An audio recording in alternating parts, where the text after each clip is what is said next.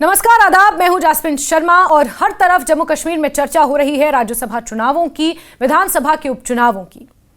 जम्मू कश्मीर में 4 राज्यसभा सीटों के लिए होने वाले आगामी चुनावों ने एक क्षेत्र की राजनीतिक फिजा को गरमा दिया है। जहां एक ओर नेशनल कॉन्फ्रेंस और कांग्रेस राज्य में गठबंधन सरकार चला रहे हैं, वहीं दूसरी ओर ये राज्यसभा चुनाव उनके रिश्तों में गहराती खटास को सार्वजनिक रूप से उजागर भी कर रहे हैं। कांग्रेस ने अब आधिकारिक तौर पर यह ऐलान कर दिया है कि वो नेशनल कॉन्फ्रेंस द्वारा ऑफर की गई जोखिम भरी चौथी सीट से उम्मीदवार नहीं उतारेगी। इसके पीछे वजह चाहे जो हो, लेकिन यह फैसला जम्मू कश्मीर में कांग्रेस की घटती राजनीतिक हैसियत और गठबंधन में उसकी सीमित भूमिका को एक बार फिर से रेखांकित करता है। हालांकि अब नॉमिनेशन का समय भी खत्म हो चुका है, कहीं से कोई संभावनाएं कांग्रेस पार्टी के लिए बची नहीं है। प्रदेश कांग्रेस अध्यक्ष तारिक हमीद कर्रा ने प्रेस कॉन्फ्रेंस में यह साफ किया कि पार्टी को केंद्र नेतृत्व की ओर से निर्देश मिला था कि अगर कोई सुरक्षित सीट यानी पहली या दूसरी सीट मिलती है तो पार्टी चुनाव लड़े। लेकिन जब नेशनल कॉन्फ्रेंस ने केवल चौथी सीट देने की पेशकश की, जो आंकड़ों के लिहाज से कम सुरक्षित मानी जा रही है, तो कांग्रेस ने मैदान से पीछे हटने का फैसला लिया। इस निर्णय को लेकर एक विस्तृत बैठक हुई, जिसमें पार्टी नेताओं ने राज्य में कांग्रेस की घटती भूमिका पर चिंता जताई और आरोप लगाया कि गठबंधन सरकार में समन्वय की कोई व्यवस्था नहीं है। यह पहली बार नहीं है जब नेशनल कॉन्फ्रेंस और कांग्रेस के बीच इस तरह की खींचातान सामने आई हो। 2024 के विधानसभा चुनावों के दौरान भी सीट शेयरिंग को लेकर दोनों दलों में खासी तनातनी देखने को मिली थी। उस वक्त कई सीटों पर दोस्ताना मुकाबलों ने मतदाताओं के बीच भ्रम की स्थिति भी पैदा कर दी। बाद में जब सरकार बनी और कैबिनेट का गठन हुआ, तब भी मंत्री पदों के वितरण को लेकर कांग्रेस असहज दिखी। अब जब राज्यसभा चुनाव सामने हैं, तो गठबंधन के भीतर दरारें और गहरी होती जा रही हैं। राज्यसभा चुनाव के संदर्भ में यह बात अहम हो जाती है, क्योंकि जम्मू कश्मीर से चुने जाने वाले 4 सदस्य राज्य की आवाज को राष्ट्रीय संसद में प्रतिनिधित्व देंगे। ऐसे में इस चुनाव का राजनीतिक और प्रतीकात्मक महत्व काफी बढ़ जाता है। नेशनल कॉन्फ्रेंस, जो फिलहाल गठबंधन में स्पष्ट रूप से मजबूत स्थिति में है, चाहती है कि इन सीटों पर उसका प्रभाव बना रहे। वहीं कांग्रेस को लगता था कि वो न केवल पीछे धकेली जा रही है, बल्कि राजनीतिक निर्णयों में भी उसका कोई रोल नहीं है, कोई निर्णायक भूमिका नहीं रह गई है। कांग्रेस ने अपने फैसले की सूचना मुख्यमंत्री उमर अब्दुल्ला को पत्र के माध्यम से दी और उनकी सलाह पर यह पत्र फारूक अब्दुल्ला को भी भेजा गया, लेकिन अभी तक उन्हें कोई औपचारिक जवाब नहीं मिला है, जिससे कांग्रेस के भीतर नाराजगी और बढ़ गई है। इस पूरे घटनाक्रम ने बीजेपी को भी हमलावर होने का मौका दे दिया है। बीजेपी नेता और विपक्ष के नेता सुनील शर्मा ने कांग्रेस पर तीखा हमला करते हुए कहा कि जम्मू कश्मीर में कांग्रेस अब कोई स्वतंत्र पार्टी नहीं रह गई। उन्होंने आरोप लगाया कि कांग्रेस के सारे फैसले भी फारूक अब्दुल्ला ही लेते हैं। सुनील शर्मा ने व्यंग कसते हुए कहा कि कांग्रेस अब एक उपशाखा बनकर रह गई है और उनके नेता अब केवल प्रतीकात्मक भूमिका निभा रहे हैं। उनके मुताबिक अगर कांग्रेस को राज्यसभा चुनाव में चौथी सीट जोखिम भरी लगी, तो इसका मतलब साफ है कि पार्टी को अपने खुद के विधायकों पर भी भरोसा नहीं है। नेशनल कॉन्फ्रेंस और कांग्रेस का नापाक अलायंस कभी भी यहाँ पे लोगों के हित में नहीं रहा। कांग्रेस हमेशा नेशनल कॉन्फ्रेंस की कठपुतली रही है। कांग्रेस को हमेशा नेशनल कॉन्फ्रेंस ने धिक्कारा है। कांग्रेस को हमेशा नेशनल कॉन्फ्रेंस ने धक्का दिया है। आज भी कांग्रेस घुटनों के बल नेशनल कॉन्फ्रेंस के सामने नतमस्तक है, सजदा कर रही है कि हमें कोई एक सीट दो। बड़ी बदकिस्मती है, हिंदुस्तान की इतनी बड़ी पार्टी, अब्दुल्ला खानदान के किचन कैबिनेट में उस पार्टी का डिसीजन होता है कि इनका कैंडिडेट कौन होगा। 1975 में कांग्रेस की जब सरकार थी, तब भी शेख मोहम्मद अब्दुल्ला को जेल से लाके इन्होंने चीफ मिनिस्टर बनाया था। आज कैसे कांग्रेस एक्सपेक्ट कर सकती है कि उनको कैंडिडेट मिलेगा, उनको इनकी सीट मिलेगी? ये बदकिस्मती है।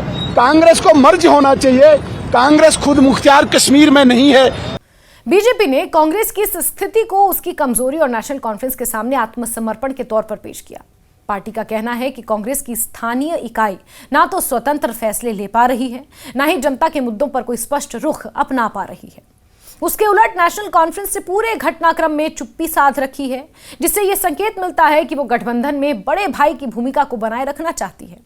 राजनीतिक विश्लेषकों का मानना है कि कांग्रेस के इस कदम से न केवल उसकी राजनीतिक विश्वसनीयता पर असर पड़ेगा, बल्कि यह संकेत भी गया है कि पार्टी फिलहाल जम्मू कश्मीर में निर्णायक भूमिका निभाने की स्थिति में नहीं है।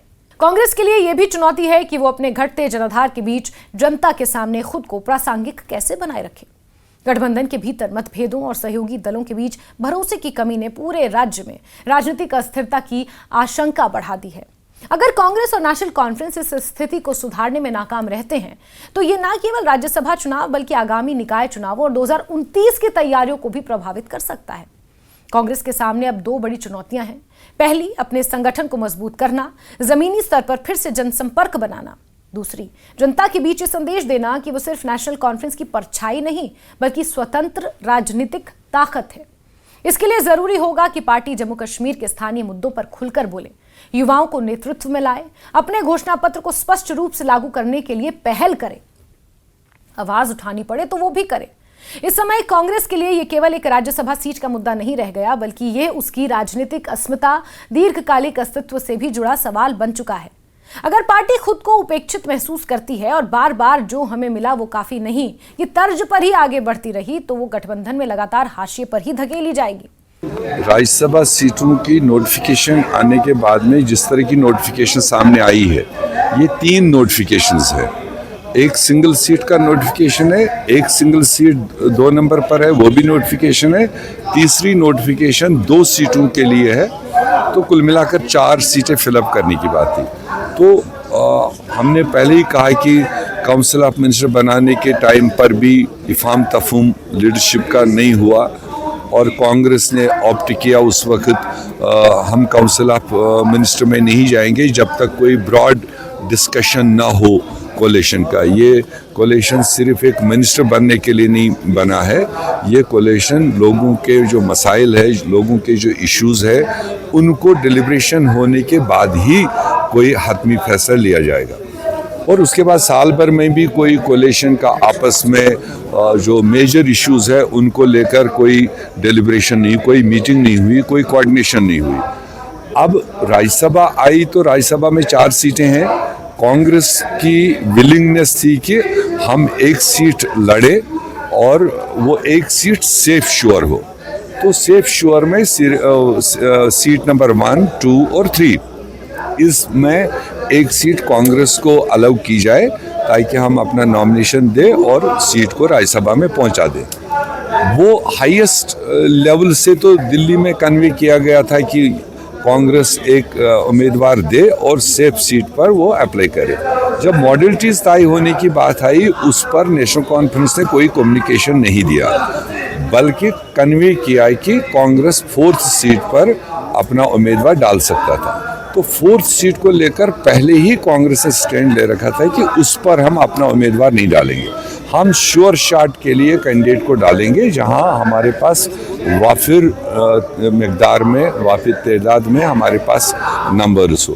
वो चीज़ नेशनल कॉन्फ्रेंस ने एग्री नहीं किया, तो देयरफॉर कांग्रेस ने कल फैसला लिया कि हम 4th सीट के अगेंस्ट कैंडिडेट नहीं डालेंगे, क्योंकि इसके लिए जो नेशनल कॉन्फ्रेंस सबसे बड़ा मैंडेट लेकर हुकूमत को हेड कर रहा है, अगर वो कोलिशन पार्टनर्स को या लाइक माइंडेड इंडिविजुअल पार्टीज़ है, पीडीपी है, सजाद गनी लोन है, इंडिविजुअल हमारे एमएलएज है, उनको साथ बिठा करके तय करना चाहिए था। हमें ये भरोसा है कि जम्मू कश्मीर की असेंबली में 60 मेंबर जो नॉन बीजेपी है आज के दिन में 88 में, उनमें से एक भी मेंबर बीजेपी की ओर नहीं जाना चाहता, मगर उनको कॉन्फिडेंस में लेने की ज़रूरत थी before taking decision of the candidate. वो चीज़ नहीं हुआ। ऐसे में मतलब हवाई तीर मार के 4थी नंबर सीट पर आप लड़ो, तो ये जिम्मेदारी वक्त की चीफ मिनिस्टर की थी, जिनके साथ हर एमएलए की वाबस्तगी होती है, वो चाहे आज़ाद बन के आया हो, किसी छोटी पार्टी से बन के आया हो, इसमें वो कॉल ले सकता था। अगर वो कॉन्फिडेंस बिल्डअप कर लेता तो शायद इशू नहीं बनता।